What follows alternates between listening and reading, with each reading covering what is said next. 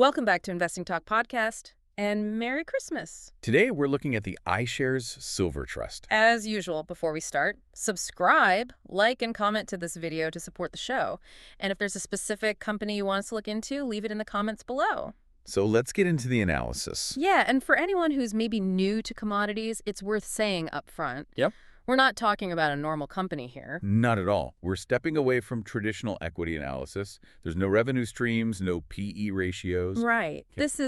It's a commodity trust ETF. That means its whole purpose, its only reason for being, is to hold physical silver. It's essentially a vault with a stock ticker. And it's a massive vault. Oh, it's enormous. Our analysis shows the trust holds something like 516.5 million ounces of physical silver bullion. And that's physical metal, not paper IOUs. Exactly. It's stored securely. Right. And the beauty of that structure is that its value tracks the spot price of silver almost perfectly. And what a price it's been tracking. I mean, this has been one of the most explosive rallies I can remember. Truly. We've seen spot silver just blow past its old records. It's in genuine all-time high territory. As of right now, it's trading near $64.66 an ounce. And the trust is right there with it, around $64.07. This isn't just a rally. It feels more like a generational repricing. The numbers for this year are they're staggering. They really are. The trust has delivered a 126.3% gain. Just year to date in 2025. Just this year. It's hard to really overstate how unusual a number like that is for a major commodity fund. And we have to pause on that 126% figure because it demands context. When investors think safe haven, They think gold. they think gold, exactly. But if you look at the benchmark gold fund, the SPDR Gold Trust, its gains are sitting around 63%. So silver has more than doubled the performance of gold this year alone. It's not just catching up, it's aggressively outperforming. That suggests there's a unique intensity behind this, something beyond the standard flight to safety. And it's not just a flush in the pan either. Right. The longer-term numbers are solid. The one-year total return is a very respectable 47.86%. And if you smooth it all out, go back 3 decades. You're looking at a 7.9% annualized return. So you get this explosive momentum when the conditions are right, but also solid value preservation over the long haul. Exactly. And speaking of stability, we have to talk about the fund's structure and security. The size alone is a huge factor. Absolutely. The market cap is north of $34 billion. That size gives it this incredible competitive moat. And that size translates into what we call deep liquidity. And what that means for you, the investor, is that huge institutions can buy or sell massive blocks of this thing without moving the price too much. Which provides a lot of stability. It does. And maybe even more important is the structure itself. Because it holds the physical metal, it completely eliminates counterparty risk. Can you just unpack counterparty risk for a second? Why is that so important for precious metals? Sure. So if you invested in, say, a synthetic ECF or a futures contract, you're relying on a third party to make good on their end of the deal. And if they fail, you could be exposed. With this trust, that risk is gone. The metal is physically there in the vault. That simplicity plus the iShares brand makes it incredibly hard to compete with. Okay, so we've covered the what and the how well. Let's get to the big question, the why. A 126% move doesn't happen in a vacuum. No, it doesn't. And what we're seeing is a powerful convergence. It comes down to the dual nature of silver. It's both a monetary metal, like gold, and it's a critical industrial commodity. And both forces are firing on all cylinders right now. Let's start with the industrial side, the engine of this thing. Okay. On the structural side, silver is just indispensable to modern tech. We're talking about massive, confirmed demand from 2 huge megatrends. First, solar cells. The most conductive metal on the planet. Right. It's essential for the paste used in those photovoltaic cells. And with the global push to renewables, that demand alone creates a huge price floor. And it's not just solar. Not at all. The 5G rollout. It requires a tremendous amount of specialized silver components for high-frequency signal transmission. So no matter what the Fed is doing, manufacturers need more and more physical silver. Year after year. And that leads to the other side of the industrial coin, supply. You have record demand, and at the same time, confirmed tightness in the physical market. So supply just can't keep pace. It can't. That creates enormous pricing pressure. And that's just the industrial side. Now, you layer on the macro picture. And you get the monetary tailwinds, specifically the Federal Reserve. Exactly. Yeah. Precious metals love it when real interest rates are low or falling. And the consensus is that the Fed is going to stay dovish for a while, right? That's the strong consensus, yes. Expectations are for a lower rate environment stretching through 2026.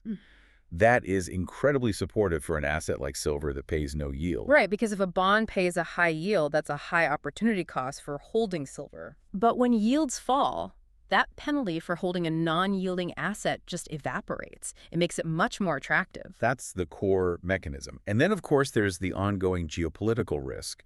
Conflict always reinforces that safe haven demand. So it's the perfect storm.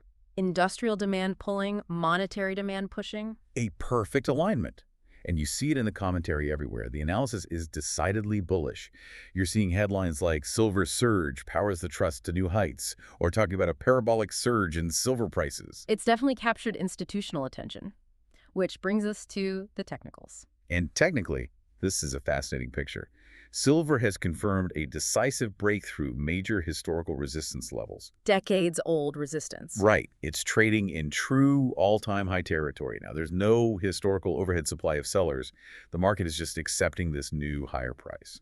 And when you see a move this aggressive, we always look to the options market. You want to see what the quote-unquote smart money is doing. And what we're seeing is explosive institutional accumulation. The numbers are pretty wild. They are.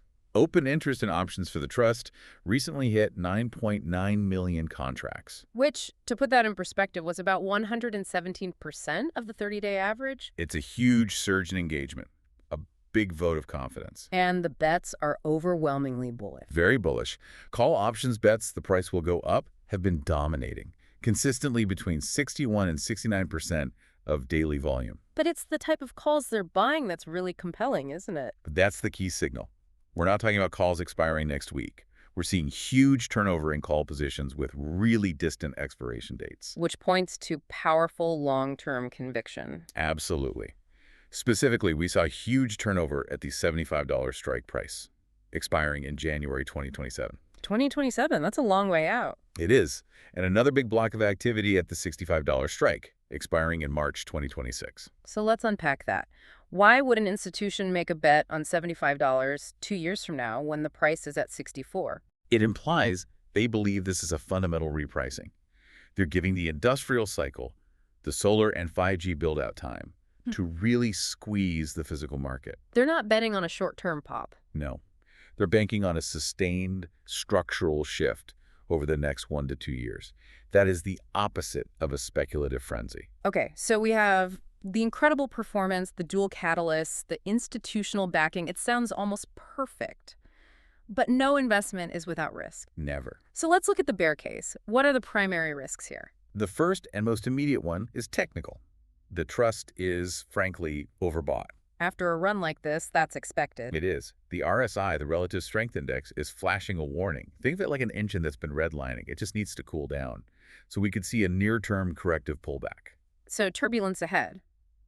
But how do you tell a healthy correction from the start of a reversal? You go back to the fundamentals. The supply tightness and industrial demand are still there. A pullback doesn't change the fact that solar panels need silver. So any dip is more likely a reset, a buying opportunity, rather than the end of the trend. This is a volatile asset. Corrections are normal. Okay, that's risk one. What's the second, more macro risk? Risk number 2 is a pivot from the Federal Reserve. The big unknown. It is. If inflation were to spike, and the Fed turned unexpectedly hawkish, raising rates faster or for longer than expected, that would put severe pressure on all precious metals. It would increase that opportunity cost we talked about. Immediately. Now, the consensus is that won't happen, but it's a risk. The key mitigation for silver, though, is that industrial demand. The price floor. Exactly.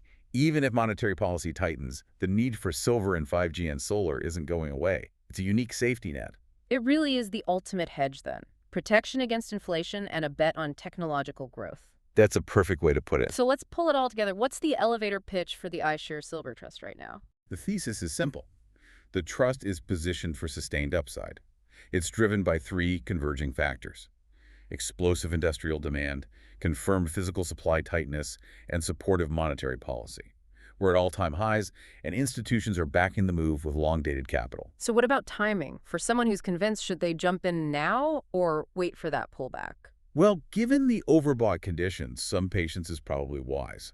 A pullback toward that $60 to $62 support level could be a very attractive entry point. And what's the time frame you're looking at? The primary horizon we'd suggest is a 3 to 6 month hold to align with the Q1 2026 industrial demand cycle. And for the long-term investor, the person who just wants exposure as an inflation hedge? It remains a solid multi-year hold.